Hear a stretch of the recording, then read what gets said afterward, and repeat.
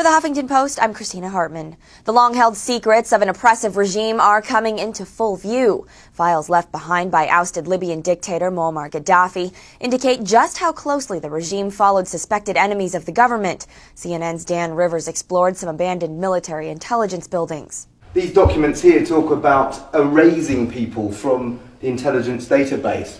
No one knows what that means. Does that mean simply taking their names off the computer? Or does erasing allude to something much more sinister? This document gives an idea of the sophisticated nature of the Gaddafi security apparatus.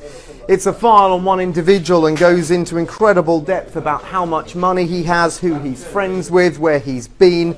It's dated from 2007, but this room is full of similar files on hundreds of other individuals. Meanwhile, rebel forces continue to snuff out remaining pockets of resistance, that as opposition officials work on plans to stabilize Libya post-Gaddafi. Libya's interim leadership has rejected the idea of deploying international military in the country. The chairman of the National Transitional Council said the country does not need outside help to maintain security. Gaddafi remains in hiding, but as Tucson's CBS affiliate KOLD reports, a newly uncovered message indicates he remains defiant. In an audio message broadcast on a loyalist TV station yesterday, he said he would never surrender.